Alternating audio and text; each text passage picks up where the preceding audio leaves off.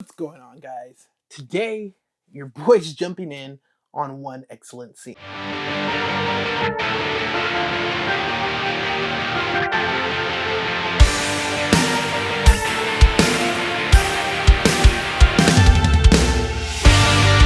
So, guys, the scene that we're going to talk about is from the four-part series Death of X. You see, in this four-part series, there's a war going on between the X-Men and the Inhumans, which ends in Black Bolt killing Cyclops.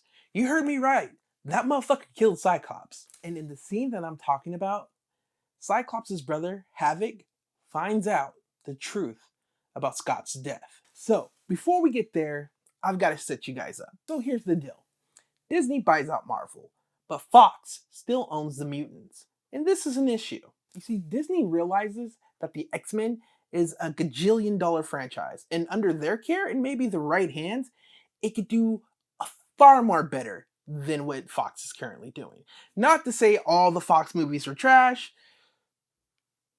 but a majority of them is trash. So what does Disney to do?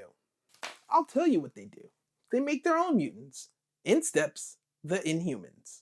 So I don't know who, and this theory is widely believed by a lot of us nerds, but somebody over there decided to eliminate mutants. I mean, that way Disney is not pumping out new material for a series or an IP they don't own, and they could bring in these new Inhuman people who were basically mutants light. And, they tried with the TV show / movie thing, and we know how that ended. It didn't work out. But they had the bright idea to end the mutants. And how, may you ask? How were they going to do this? Well, in this comic book, we learn that the gas that gives the Inhumans their powers also kills mutants. And X-Men fans everywhere were not having this shit. As quickly as this series, Death of X, started, it was promptly ended. I mean, as the series ended, I've never seen like a fucking turnaround and a shoveling or burying of a storyline quicker than this one. So why this scene? Okay, so for like the most part of almost all X-Men media, with the exception of maybe 2 to 3 animated series, Scott is always seen with fucking Jean Grey. And don't get me wrong, Jean Grey is a great character, but she's not my cup of tea. She's just too weak of a character. Just not even too weak of a female character, just too weak of a character, period. There is a lot to Jean Grey, don't get me wrong. There are certain storylines that Fox never touched on. I mean, I'll just drop this little nugget. But literally, Professor X had an affair with Jean Grey telepathically. Like, that's fucking bananas. But they never touch on that. Inside side note, that has a lot to do with the Phoenix Force. And I don't know why, I can't kind of guess why it wasn't touched on, but that's kind of a big deal. But like I said, she's not really a strong character. And for me, I love my characters to date or be married to equal counterparts. That's just a bag that I have. I think Batman and Catwoman work well because Catwoman's her own boss. She does whatever the fuck she wants. You're either gonna love her or you're gonna hate her, but she's not gonna stand by and wait for you. That works for me. Superman and Lois Lane, ugh, it's just gross. Like, she's just, everything about her is fragile, and to me, it just says that Superman needs to be the strongest one in a relationship. Like, there's literally no equal standing between this couple. Like, there's nothing. Convince me otherwise. There's just nothing. It doesn't work out for me. So when they gave Superman Wonder Woman, that makes sense. This is somebody who can stand up to Superman intellectually and power-wise. It makes sense to me. That being said, let's go back to Cyclops and Emma Frost. So, continuity speaking, and I don't know if I butchered that word, but Scott Summers has been with Emma Frost a lot longer than he's ever been with Jean Grey. So there's that thing. But in this scene, in this book, we learn how fucking powerful this love is. See, there was something about Scott Summers' death that didn't sit right with Havoc. You know, Black Bolt killing Scott just didn't seem like something Black Bolt could do. I mean, don't get me wrong, is it a possibility? Yes, but the way it was done just never felt right with Havoc. And so what does he do?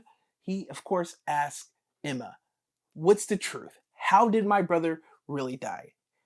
And she shows him. And we learn, along with Havoc, that our boy Scott died all the way back in issue 1. And anytime we've ever seen Scott after that was a mental projection by Emma fucking Frost. Why? Because Scott was an early victim of the gas the Inhumans used to become powerful. He died in Emma's arms, and in his last breath, he asked her to keep fighting and protect mutant kind. And she just didn't know how she was going to do that. But she knew this much, that she wasn't going to let Scott die for nothing. And she did it.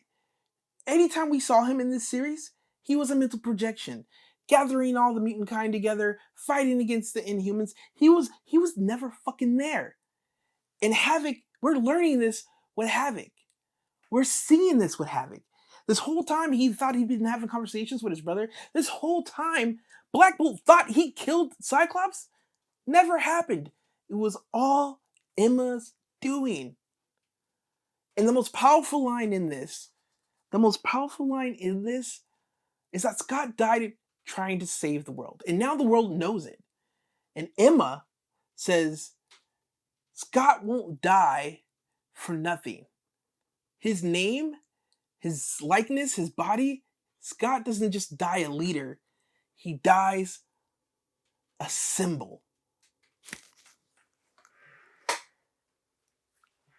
Fuck.